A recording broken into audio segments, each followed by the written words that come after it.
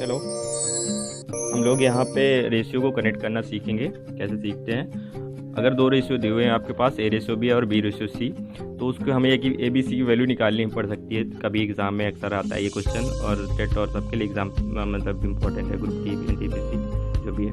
तो कैसे सी निकालते हैं हम लोग, सिंपली पहले इसको लिख लेते हैं जैसे ये लिखा हुआ है, ए रेशियो बी और ये बी रेशियो सी। ठीक है, ये इधर वैल्यू दी है, ये ए की वैल्यू हो जाती है और ये बी की वैल्यू हो जाती है। अब हमें क्या करना है ये इतना लिखने के बाद अब ए बी सी रेशियो की वैल्यू निकालनी है। तो अब हमें ये एरो कैसे अरेंज करना होता है, ये बस इतना सीखना है। इसमें किसी भी तरह का क्वेश्चन सॉल्व हो जाएगा। ये ए की वैल्यू जो होती है, हम लोग एरो ऐसे लगाते हैं, ए यहाँ पे लिखा हुआ है तो ए को हम लोग सीधा नीचे लेके चले आते हैं और इसको मल्टीप्लाई करके लिख देते हैं। 3 दूनी 6, ए की वैल्यू निकल आई। बी की बारी आई। अब बी क्या करते हैं कि हमें इधर देखना है बी कहाँ पे है। तो ये हम लोग देख रहे हैं ये यहाँ पे है और ये इधर है, तो इसका मल्टीप्लाई इसमें कर देते हैं एरो से। 5 दूनी 10 आ गया ये।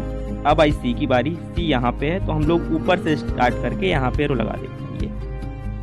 ये 5 7 35 आ गया। अभी ये जब बड़े क्वेश्चन में लगेगा तब आपको, अभी तो ऐसे भी आ सकता है, ये ए बी और बी सी ऐसे करके ऐसे मल्टीप्लाई कर दो, लेकिन ये ज़्यादा बेटर है क्योंकि आगे चल के जब 3 रेशियो वाला आएगा तो उसमें कन्फ्यूज़न होती है ऐसे क्वेश्चनों में। ठीक है, आगे ये 3 आ गया। ये दूसरा क्वेश्चन, जैसे 4 रेशियो दिए हुए हैं, ए बी दिया हुआ है, बी सी दिया है और सी डी दिया हुआ है। तो अब हमें ए बी सी डी चारों फाइंड करना है। इसमें प्रॉब्लम आएगी उस वाले रूल से।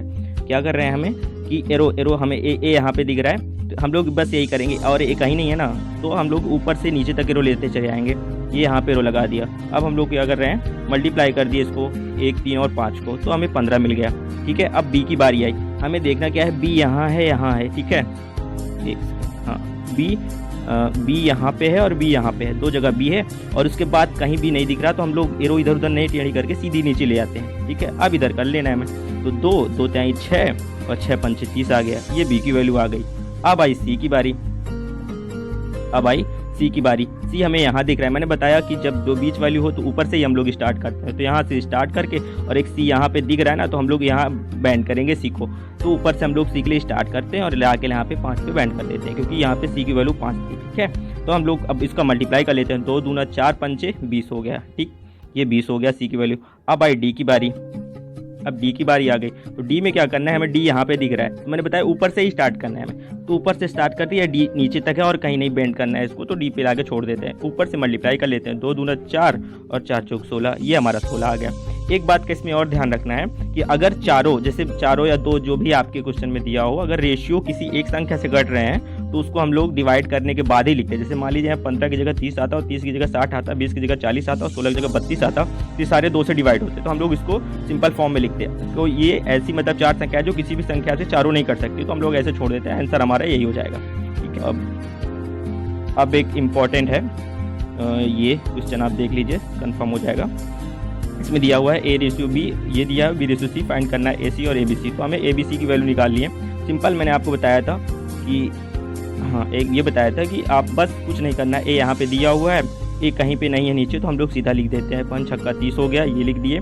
और बी यहाँ पे बैंड करना है इसको, 9 छक 54 हो गया, ये लिख दिए। और तीसरा सी हमें करना है, तो सी कहीं नहीं दिख रहा, तो ऊपर से हम लोग स्टार्ट करके सीधा लिखते हैं 11 9 99।